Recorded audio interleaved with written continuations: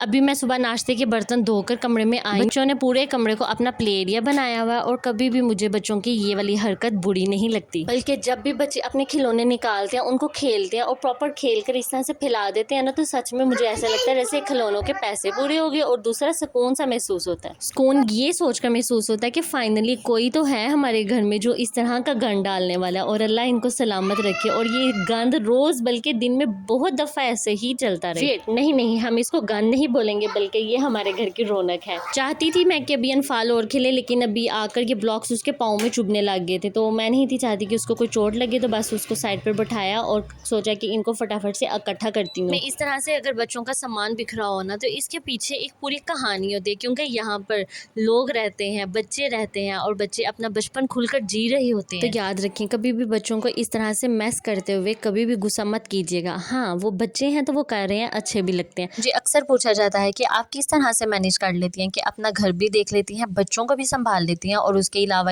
ساتھ ساتھ ویڈیو بھی بنا لیتی ہیں. ایسا صرف اس طرح سے ہی ممکن ہے کہ آپ کوئی بھی کام کر رہے ہو، چاہے وہ گھر کا ہو چاہے وہ باہر کا، اس کو پورے پیشن سے اور پسند سے کریں. کبھی بھی اپنے اوپر بوجھ سمجھ کر یا نیگیٹیوٹی کے مائنڈ سے ہرگز نہ کریں، کیونکہ as a house wife and a mother of 2 kids آپ کو یہ کام کرنا ہی کرنا ہے، چاہے وہ آپ اپنا موڈ اچھا کر کے کریں یا برا کر کے کریں. اسی لیے کوشش کریں کہ اپنے اندر سے برا موڈ کو ہمیشہ کے لیے ختم ہی کر دیں. اپنے مائنڈ میں یہ سیٹ کر لیں کہ اللہ نے آپ کے سپرد یہ کام کیا ہے تو آپ اس کو اچھے سے ہی کریں. اور ویسے بھی ایک ایسی ماں بننا تو میرا خواب تھا کہ جس سے بچے ڈرے نہیں بلکہ اپنے دل کی ہر بات شیئر کریں. انفیکٹ وہ اپنی ماں کو ایز اے اپنی فرینڈ سب سے پہلے ٹریٹ کریں. پھر بس اپنے بچوں کا دوست بننے کے لیے ضروری ہے کہ آپ بچپن سے ہی ان کے ساتھ اس طرح سے بیہیو کریں کہ آپ کو وہ اپنے دوست ہی لگیں. ایسا بھی نہیں ہے کہ مجھے ان پر غصہ نہیں آتا یا میں ان کو ڈانٹتی نہیں ہوں، میں ان کو ڈانٹتی ہوں، ہر بری بات سے ٹوکتی بھی ہوں. ان کو ڈانٹنا اور سمجھانا یہ میرا فرض ہے. بس خیال رکھتی ہوں کہ میرا لہجہ تھوڑا دوستوں والا ہو، نہ کہ ایک ہائپر ماں والا ہو. یہ سب صفائی بھی ہو جائے گی، گھر بھی ایک دن سیٹ ہو جائے گا اور کام جو ہے وہ زندگی بھر ختم نہیں ہوگا. لیکن ہاں بچوں کا دن اور یہ بچپن واپس نہیں آئے گا. ہر گزرنے والے دن کے ساتھ بچہ بڑا ہی ہوتا جاتا ہے. اس سب کے بعد میں یہ بھی نہیں سوچتی کہ کیا میں بہت ہی زیادہ پرفیکٹ ماں ہوں، نہیں، بلکہ ہر ماں اپنے بچے کے لیے پرفیکٹ بننا چاہتی ہے اور ایٹ لیسٹ وہ کوشش تو کرتی ہے. ہو سکتا ہے کہ مجھ میں بھی بہت خامیاں ہوں یا میں بھی کوئی ایسی غلطی کر بیٹھوں جو بچوں کے لیے ٹھیک نہیں ہے.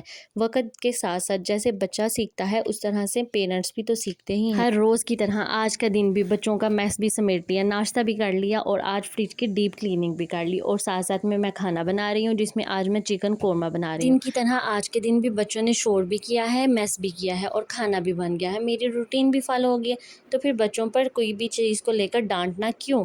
خیر کوئی بات نہیں، وقت کے ساتھ ساتھ سب کچھ ٹھیک ہو ہی جاتا ہے. اب ہم بھی کھانا کھائیں گے اور اس کے بعد بچوں کو تھوڑا سا ٹائم دیں گے، مطلب ان کے ساتھ کھیلیں گے، اپنے فونوں کو سائڈ پر رکھیں گے. تو پلیز آپ لوگ بھی اپنے فون کو سائڈ پر رکھ کر اور اپنی ڈیلی کی روٹین میں سے کوئی نہ کوئی تھوڑا سا ٹائم نکال کر بچوں کے ساتھ ضرور گزارا کریں.